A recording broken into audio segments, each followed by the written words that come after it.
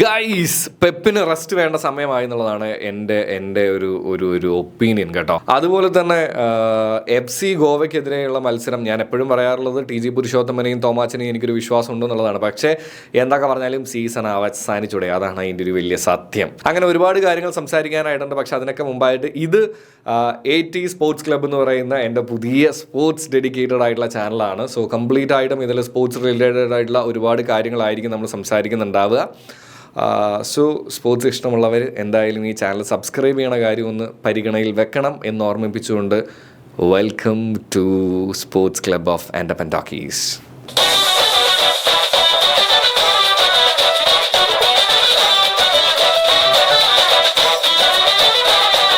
Hello guys, AT sports club എന്ന് പറയുന്ന പുതിയ ചാനലിലേക്ക് എല്ലാവർക്കും സ്വാഗതം. ആൻഡപ്പൻ ടോക്കീസ് എന്ന് പറയുന്ന ചാനലിലൂടെയാണ് ഞാൻ വീഡിയോസ് ചെയ്തുകൊണ്ടിരുന്നത്. പക്ഷെ എന്നാൽ സ്പോർട്സ് അതിനകത്ത് കൂടുതൽ ചെയ്തു തുടങ്ങി കഴിഞ്ഞപ്പോൾ എനിക്കൊരു സജഷൻ വന്നിട്ടുണ്ടായിരുന്നു. അതുപോലെ ഈ ചാനൽ സെപ്പറേറ്റ് ആയിട്ടുള്ള ഒരു സ്പോർട്സ് ചാനൽ ഡെഡിക്കേറ്റഡ് ആയിട്ട് സ്പോർട്സിന് വേണ്ടി മാത്രം എന്നുള്ള പോലെ. സോ അതുകൊണ്ടാണ് ഞാനിപ്പോൾ ഇങ്ങനെ ഈ ഒരു പുതിയ ചാനലുമായിട്ട് വരുന്നത്. എന്തായാലും ആദ്യത്തെ എപ്പിസോഡ് എന്ന് പറയുന്നത് കേരള ബ്ലാസ്റ്റേഴ്സും FC ഗോവയും തമ്മിലുള്ള മത്സരം നടക്കാൻ പോവുകയാണ്. അതുപോലെ തന്നെ ഇന്നലെ, അല്ലെങ്കിൽ ടെക്നിക്കലി സ്പീക്കിംഗ് ഇന്ന് രാവിലെ നടന്നിട്ടുണ്ടായിരുന്ന റയൽ മാഡ്രിഡ് അതുപോലെ തന്നെ നമ്മുടെ സിറ്റി മത്സരത്തെ പറ്റിയിട്ടുള്ളൊരു ചെറിയ കാര്യം പറയാമെന്ന് വിചാരിച്ചു. എൻ്റെ കൂട്ടുകാരിൽ ഒരുപാട് പേര് ഫുട്ബോൾ കണക്റ്റഡ് ആയിട്ട് നമ്മളെപ്പോഴും നിൽക്കുന്നതുകൊണ്ട് തന്നെ സ്ഥിരമായിട്ട് റയൽ മാഡ്രിഡിൻ്റെ മത്സരങ്ങൾ ഞാൻ കാണും. അവർ തോക്കുമെന്ന് ആഗ്രഹിച്ചുകൊണ്ടാണോ എന്ന് ചോദിച്ചു കഴിഞ്ഞാൽ ഏറെക്കുറെയൊക്കെ ഞാൻ അങ്ങനെ ഒരു പ്രതീക്ഷയിലൊക്കെയാണ് കാണാറുള്ളത്. പക്ഷേ റയൽ മാഡ്രിഡ് എന്തൊക്കെ നമ്മൾ കുറ്റം പറഞ്ഞു കഴിഞ്ഞാലും ഒരു കിടിലൻ ക്ലബ്ബ് തന്നെയാണ്. എങ്ങനെയൊക്കെ അവർ തിരിച്ചു വരും, എങ്ങനെയൊക്കെ സ്ട്രോങ് ആണ് എന്നുള്ള കാര്യമൊക്കെ ആ മത്സരം കഴിയാതെ നമുക്ക് ഒരിക്കലും പ്രൊഡിക്റ്റ് ചെയ്യാൻ പറ്റാത്തൊരു ക്ലബ്ബാണ് റയൽ മാഡ്രിഡ്.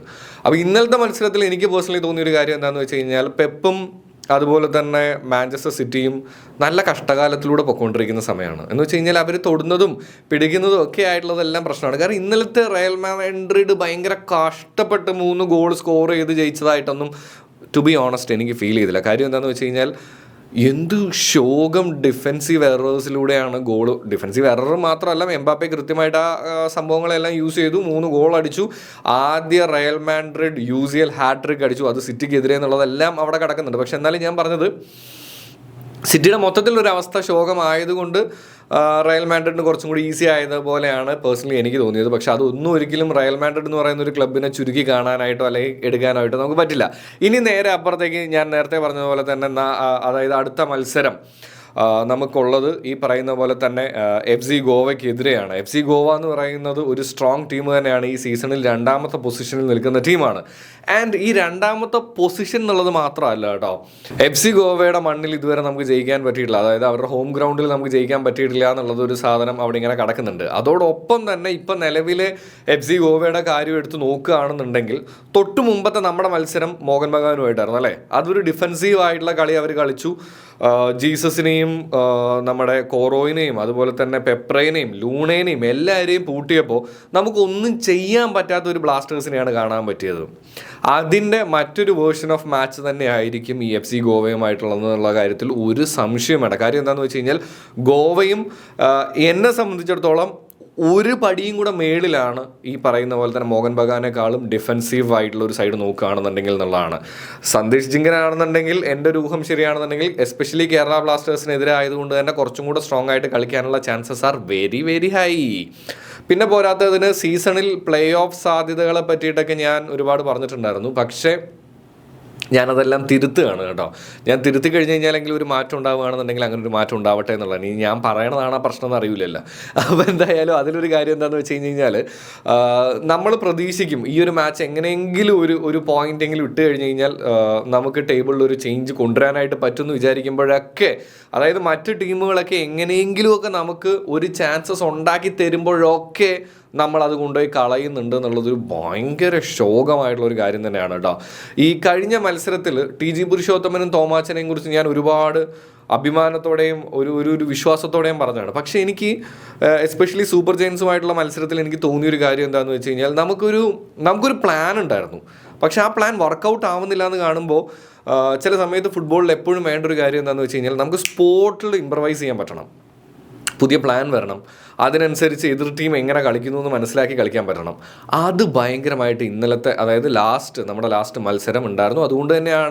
അതുകൊണ്ട് മാത്രമല്ല, പിന്നെ ടെക്നിക്കലിയും സ്കോഡ് പരമായും ഒക്കെ നമ്മളെക്കാളും ബെറ്റർ ആയിട്ടുള്ള ഒരു ടീമാണ് മോഹൻ ബഗാൻ. സോ അവർ നമ്മളെ തോൽപ്പിച്ചു എന്നുള്ളതാണ്. ഇനിയിപ്പോൾ അതേപോലെ തന്നെ നമുക്ക് ഈ പറയുന്ന പോലെ സിറ്റുവേഷൻ ബേസിൽ കുറച്ചും കൂടി ഇംപ്രവൈസ് ചെയ്യാൻ പറ്റുന്നില്ല എന്നുണ്ടെങ്കിൽ കൺഫേം ആയിട്ടും ഗോവയ്ക്കെതിരെയും നമുക്കൊരു തോൽവി തന്നെ ആയിരിക്കും എന്നുള്ളതാണ് കേട്ടോ.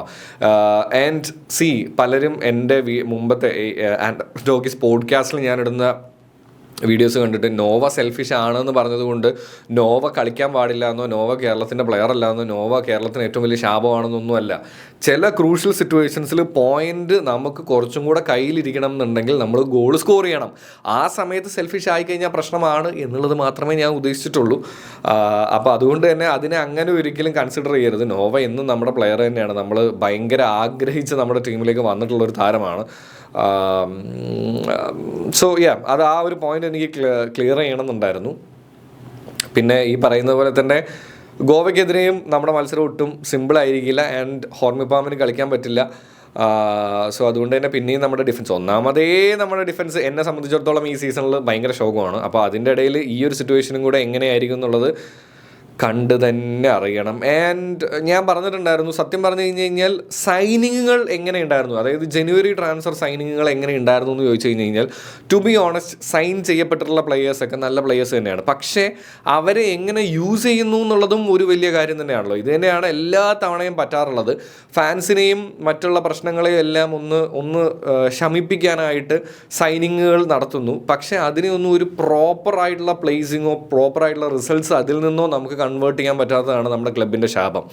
അപ്പോൾ മൊത്തത്തിൽ നോക്കുകയാണെന്നുണ്ടെങ്കിൽ സൈനിങ്ങുകളൊക്കെ ഇനി ശരിക്കും പറഞ്ഞു കഴിഞ്ഞാൽ യൂസ്ഫുൾ ആവേണ്ട ഒരു മത്സരം കൂടിയായിരിക്കും FC ഗോവയ്ക്കെതിരെ.